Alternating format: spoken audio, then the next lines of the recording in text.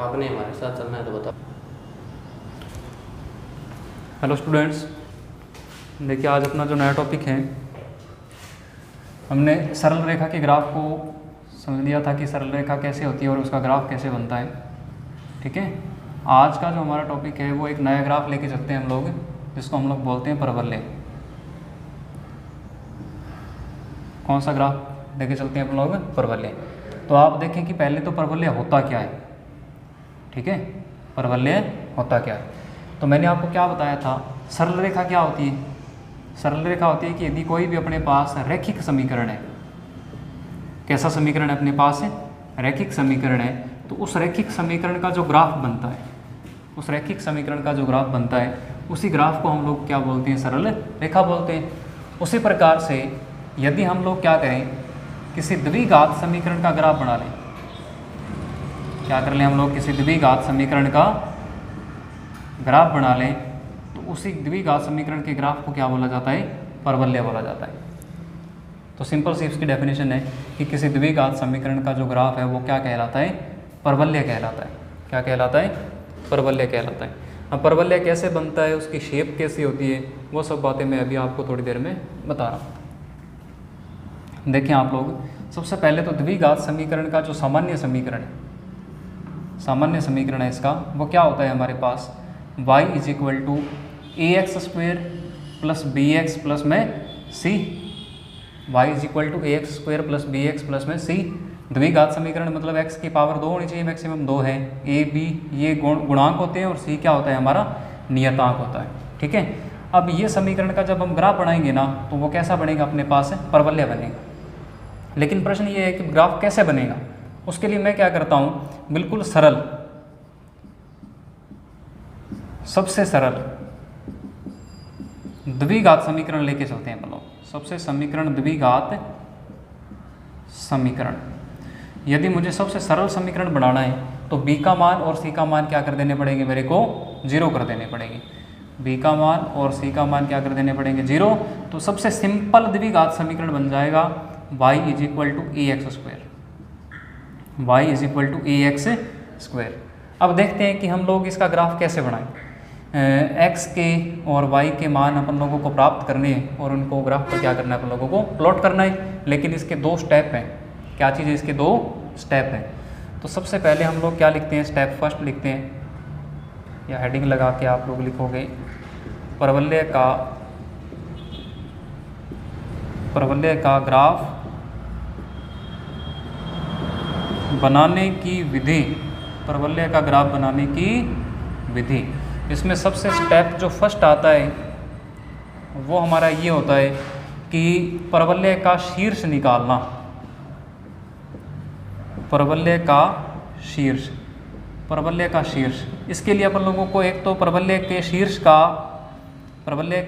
का x निर्देशांक निकालना होता है। कौन सा निर्देशांक निकालना होता है?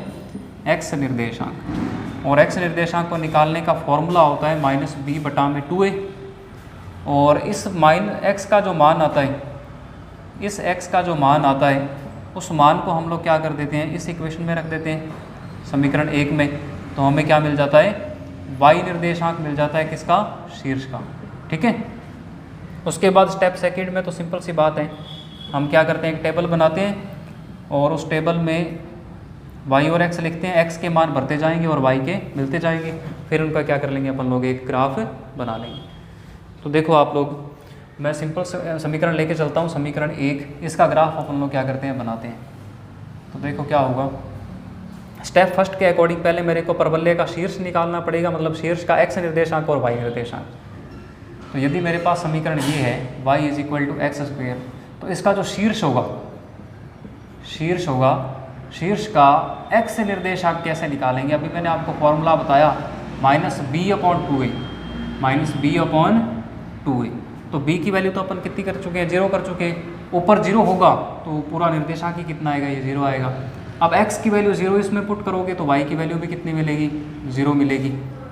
इसका मतलब जो भी परवलय बनेगा उसका जो शीर्ष होगा, वो शीर्ष का निर्देशांक 0 0 होगा, मतलब शीर्ष अपना होगा वो केंद्र पर होगा, ओरिजिन पर होगा। अर्थात परवलय का शीर्ष ओरिजिन पर होगा।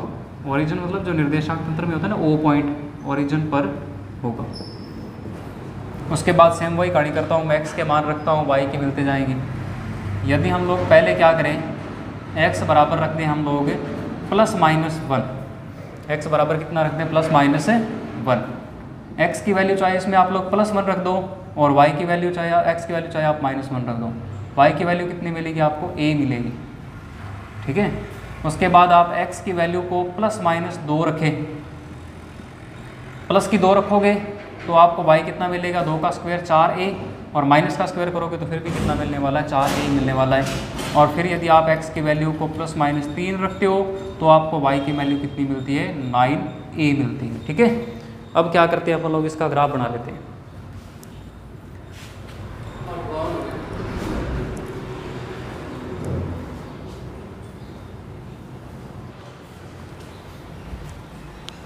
हाँ जी, देखो हम लोग इन डाटा का यूज़ करेंगे, निर्देशांकों का यूज़ करेंगे और ग्राफ बनाएंगे। तो ग्राफ इस प्रकार से बनेगा। देखो y के मान कहाँ तक जा रहे हैं, 9a तक।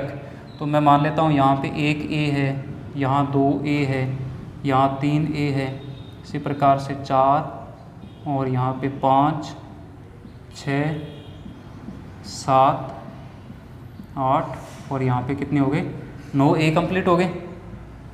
x के मान कहाँ से कहाँ तक चाहिए अपने को, देखो x के मान चाहिए अपने को 1 से लेके 3 तक, प्लस में भी और माइनस में भी।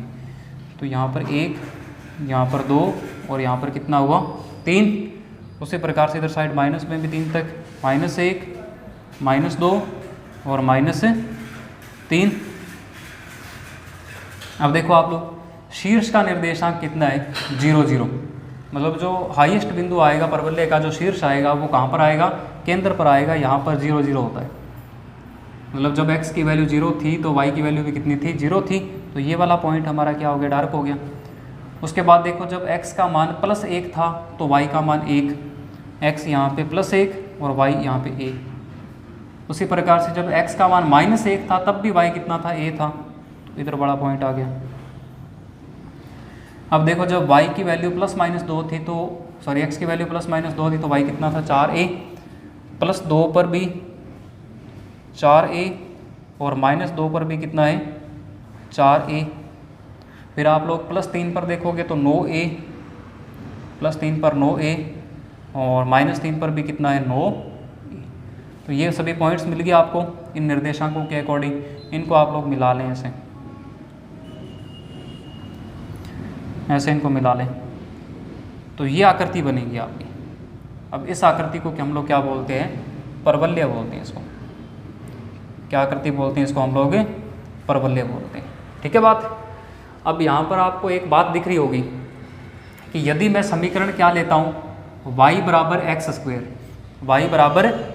x², तो क्या होता है कि जो परवलय बनता है उससे देखो क्या क्या बातें निकलती हैं। देखो क्या क्या बातें निकलती हैं। एक तो ये वाला परवलय कौन से अक्ष के लिए सममित है, तो आप देखोगे कि y अक्ष के लिए जितना इधर साइड है उतना ही y अक्ष के इधर साइड भी है। तो इसकी जो सममिति है ये कौन से अक्ष के लिए, y के लिए, है ना। यदि समीकरण हमारे पास क्या हो, यदि समीकरण हो y बराबर ax², तो नंबर 1 परवलय कौन से अक्ष के लिए, +y अक्ष के लिए क्या होगा, सममित होगा, सिमेट्रिक होगा। ठीक है। और आप देखो यहाँ पर a के साथ इधर साइड क्या लगा हुआ है, प्लस लगा हुआ है। क्या लगा हुआ है, प्लस। तो जो हमारा जो ये परवलय है ये खुला किसकी तरफ है, +y की तरफ ये खुला हुआ है। और परवलय का मुख +y की तरफ क्या होगा, खुला होगा। ये दो बातें इससे क्या निकलती हैं, निष्कर्ष के तौर पर निकलती हैं। इसी प्रकार से मैं क्या करूं, यदि समीकरण को ऐसा लिखूं, यदि y = हमारे पास क्या हो, -ax² हो, y = -ax² हो, तो सममित तो कौन से अक्ष के लिए होगा, y के लिए, क्योंकि इधर साइड y था तो y के लिए सममित था। यहाँ पर भी y है तो y के लिए सममित होगा। लेकिन यहाँ प्लस था तो परवलय का मुख प्लस वाई की तरफ खुला था, और यदि माइनस होगा तो ये सारे मान माइनस में आएंगे, तो ये परवलय किसकी तरफ खुला होगा, नीचे की तरफ खुला होगा। अर्थात परवलय का मुख माइनस वाई की तरफ खुला होगा, ठीक है। और इस प्रकार का ग्राफ बनेगा इसका, कुछ बनाओगे तो ऐसे इस प्रकार का ग्राफ बनेगा इसका। यदि इसी प्रकार से आपका जो समीकरण है परवलय का वो आपको ये दे रखा है, यदि x बराबर ए वाई स्क्वेयर हो, x बराबर ए वाई स्क्वेयर हो, तो परवलय कौन से अक्ष के लिए सममित होगा, x के लिए, प्लस लगा हुआ है तो प्लस x की तरफ ओपन भी होगा, तब ऐसा परवलय बनेगा। यहाँ पर y, यहाँ पर x, तो ऐसा परवलय बनेगा इस बराबर ऐसे। x के लिए देखो सममित भी है और x की तरफ खुला भी है।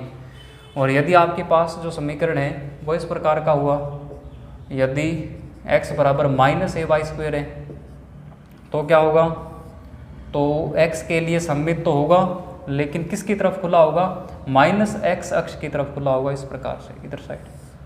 तो ये 4 प्रकार क्या करती हैं संभव है, इनको आप लोग बना लें। बाकी हम लोग देखेंगे नेक्स्ट वीडियो में।